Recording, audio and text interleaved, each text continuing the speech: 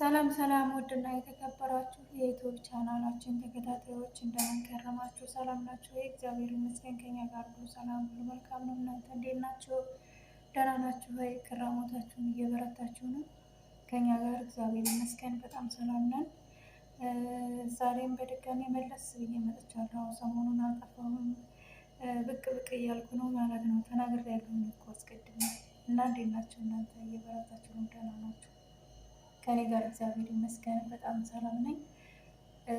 ዛሬም በድጋሚ ተመልሼ ስመጣላችሁ ሰብስክራይብ መሆናችሁ ነው ያላደረጋችሁት።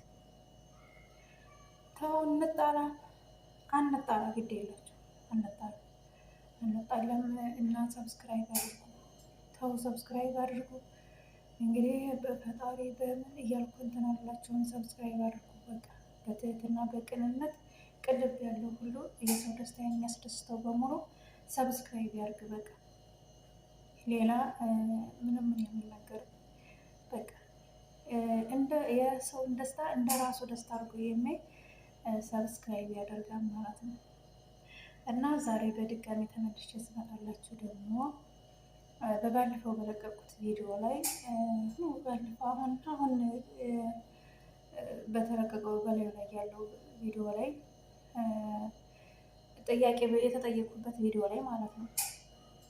ከዚያ ጥያቄ ላይ እህቶች የመዳም ቅመሞች አግቡ ትዳር ጥሩ ነው ባልኩት መሰረት የሆነ ኮሜንት አይቻለሁ። ኮሜንቱ ምንድን ነው የሚለው? በቅኔ ነው የተጻፈው። እንግዲህ ኮሜንት እያወጣሁኝ እንደዚህ ቪዲዮ እየሰራሁ እስታሰበችኝ ድረስ እንግዲህ ብዙ ኮሜንታተሮች ስለሚመጡ ድረስ አልሰራችም መልሳለሁኝ። እና ያን ኮሜንት ምንድን ነው የሚለው መሰላችሁ? እንግዲህ ቅመሞችዬ አግቡ። በዚሁ አጋጣሚ ሐዋላ 23 ገብቷል እና ልንገራችሁ ብዬ ነው ተብሎ የጻፈ ሰው አለ እና ያን የጻፈው ሰው ወንድም ይሁን ሴትም ትሆን አላውቅም። እና እንዲህ ብለህ የጻፈው ሰው ደህና ነሽ? አገር ሰላም ነው? በሰላም ነው ያለው። በሰላም ነው። እና ያን ማለት ጥሩ አይደለም እንዴ? እኔ በቅኔው ሲገባን ያኔ ትዳር መጥፎ እንደመሆኑ ስራ ስሩ እንደዚህ በሉ ያኔ ስራ መስራት አንድና አንድ ያኔ ፎከሳቸው ስራና ስራ እንዲሆን ብቻ እንደዚያ ነው የመሰልኩት እኔው ሲገባኝ ማለት ነው። ትዳር መያዙ ምንም አይደለም፣ መስራቱ ነው የሚያዋጣው እንደ ማለት አድርጌ ነው ያዝኩት ማለት ነው። እናንተስ ይሄን ነገር እንዴት ታዩታላችሁ? እና በዚህ አጋጣሚ ሐዋላ 23 ገብቷል ማለት እንግዲህ እንዴት ነው ሐዋላና ትዳርም ምን አገናኘው? የሚያገናኛቸው ነገሮች የሉ። እና ልላቸው የፈለኩት እንትን ወንድሞቼ የሚያወዛግብ ነገር የለውም። ይሄን ብሎ ስለተጻፈ በቃ ገረመኝ። እንዴ እኔ ያልኩት ነገር ትክክል አይደለም እንዴ? እኔ ለሴቶች እንደዚህ ያልኩት በቃ አለ አይደለ? ያን ነገር እንደራሴ ነው። አንድ ሰው እንደራሱ ሁኔታ ነገር በቃ ማንኛውንም ነገር መስሎ የሚያወራው እንደራሱ ነው። የማንንም ሰው ጉድለቱንም እንትኑንም አያውቅም።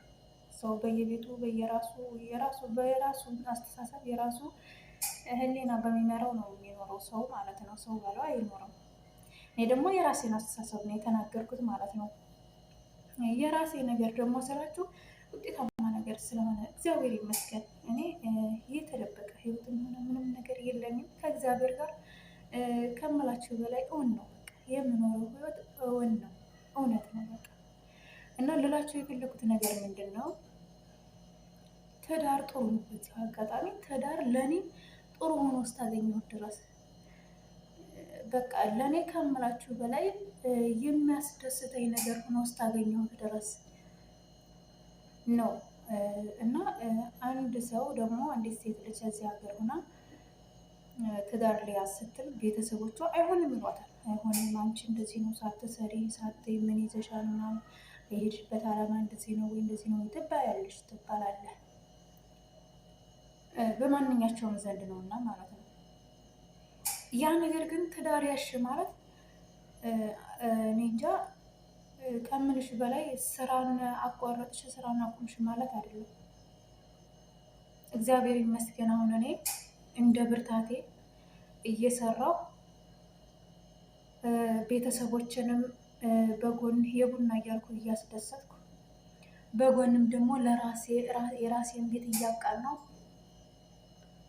ጤና ነኝ። እግዚአብሔር ይመስገን። የሰው ልጅ ጤና ከሆነ መስራት አያቅተው፣ ማንኛውንም ነገር መስራት አያቅተው። ይሰራል፣ ያገኛል፣ የፈለገውን ልቡ ያሰበውን ያለመውን አላማውን ያቀደውን ያሳካል። በቃ ከሰራ አንድ ሰው ማለት ነው። እና በእኔ ዘንድም አሁን ላግባ ልበል ስል አይሆንም ተብያለሁ። ብዙ ጊዜ እህቶች ወንድሞች ምናምን ይገባሉ። እኔ እነሱን ሳላከብራቸው እናንተ ሳላላቸው ቀርቼ ሳይሆን በዚሁ አጋጣሚ ልላቸው የፈለኩት ነገር ምንድነው ያ ሰው የምትወዱት ሰው ስለሆነ በዚያ በእነሱ ጉዳይ እንዲያመልጣችሁና እንትን እንዲላችሁ እንዲርቃችሁ ክፍተት መስጠት የለባችሁ። እነሱን በሚገባቸው መልኩ ማስረዳት ነው። የወደፊት የትዳር አጋር ይሆነኛል ያልሽውን ነው ደግሞ ወንድም በሚገባው መልኩ ማግባባት ነው። በቃ ቤተሰብሽ ጋር ማግባባት ማለት ነው። አንድና አንድ ደግሞ የምነግራቸው ነገር ሀገር ቤተሰብ የወለደሽ ከፈጣሪ በታይ የወለደሽ ወላጅሽ ከሰጠሽ ከፈቀደልሽ ማንም አያገባውም። ወንድም እህት ምናምን ጓደኛ ማንም አያገባውም። አንቺ በወሰንሽው ውሳኔ እናት አባቶችሽ ደስተኛ ሆነው እሺ ካሉ ምን አለ? ምን ችግር አለ? ክብር እኮ ነው ይሄ ለሴት ልጅ ከምላችሁ በላይ አንድና አንድ የመጀመሪያ ክብሯ ይሄ ነው።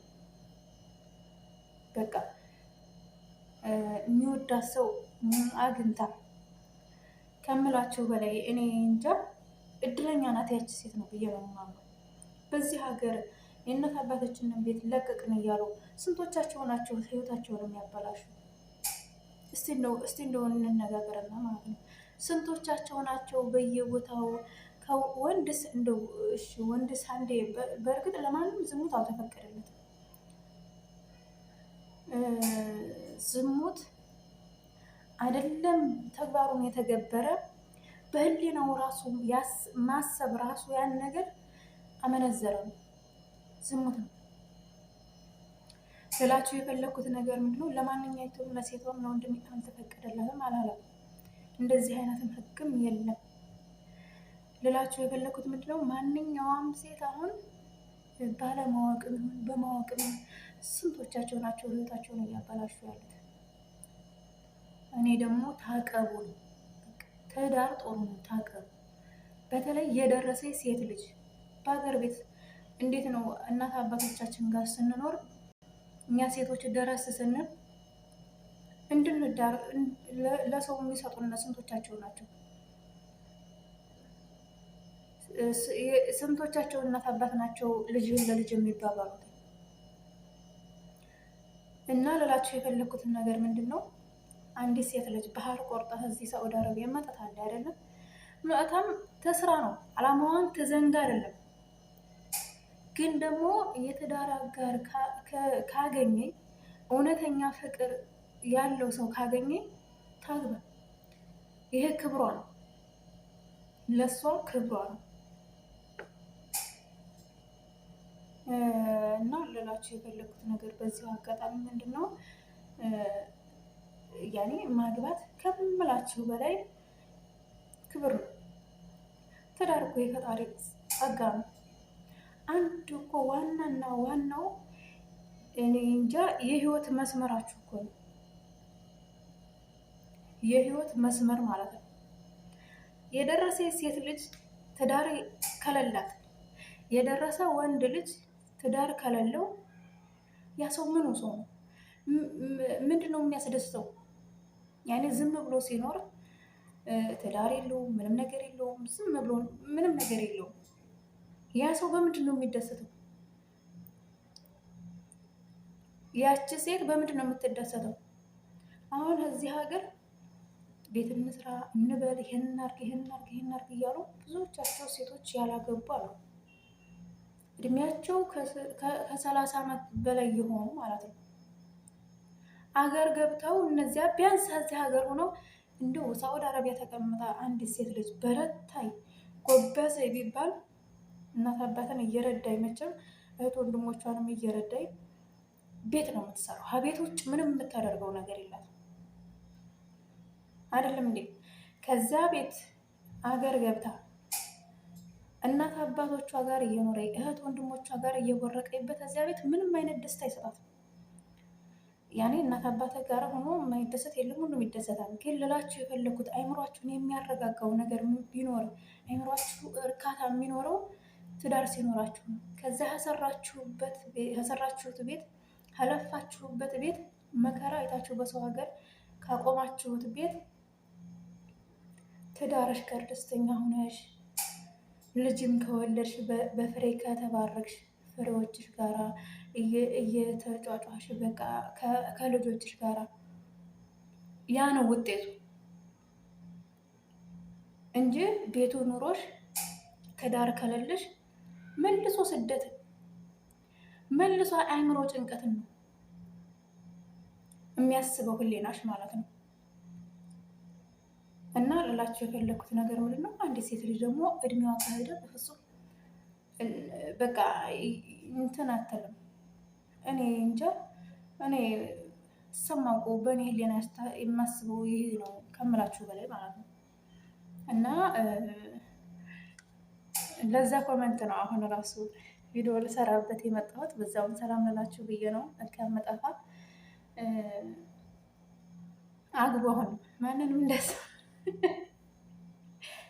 አግቡ ማንንም እንዳስበው ማለት ነው። እና በዚህ አጋጣሚ ደግሞ ሰላም ልላችሁ ነው የመጣሁትኝ።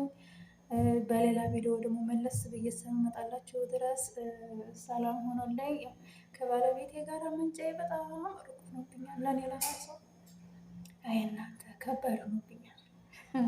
ናፍቆኛንም እንደዚህ ሰላም እያልን ደግሞ ወደ እናንተ አብረን ሆነን እስከምንመጣ ድረስ እንግዲህ ጠብቁን። እስከዚያው ድረስ ያው እንዲሁ የብቻ የሆነ ሰላም እንላችኋለን። አሁንም ቪዲዮ ለመስራት እሱ ስላልተመቻቸለት ነው ያለበት ሁኔታ ጥሩም አይደለም። ያኔ ደህና ነው ለጤናው፣ ግን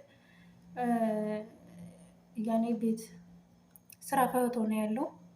ቪዲዮ ለመስራትም እንትን አላለለትም። እስከዚያ ድረስ ደግሞ እናንተ ቸር ሰንብቶ ሰብስክራይብ አድርጉ።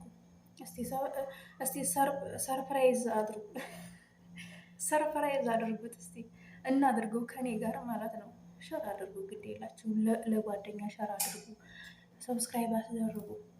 እኔ ስንት ያህል ነገር አተው ሰው እንደው እናንተ ልጅ እያላለባችሁ አስቡ ማለት ነው። ሰው ያላችሁን ሰው እና በዚሁ አጋጣሚ እኔ ማለት ናደድ አስደስቶኝ ብያለሁ። አስደስቶኝ እና አብረን እንመጣላችኋለን። ደግሞ እስከዛው ድረስ ቸር ሰንብቱልኝ። ብቻዬን አልጠፋም፣ እንግዲህ እመጣላችኋለሁ እንደዚሁ እያልኩኝ አብረን ግን ከሱ ጋር እንደዚህ የምንመጣበት ጊዜው እኔ ናፍቆኝ ነው። እና ሰላም ቸር ሰንብቱ። ላይክ፣ ሸር፣ ሰብስክራይብ እያደረጋችሁ እንደው ቪዲዮውን አንቀሳቅሱት። ምንም እንትኑን ሰብስክራይቡን አንቀሳቅሱት። የቪዲዮውንም ስትጀምሩት ላይክ አድርጉት፣ ግድ የላችሁ እና በሌላ ቪዲዮም ተመልሼ እመጣላችኋለሁ። ቸር ሰንብቱልኝ።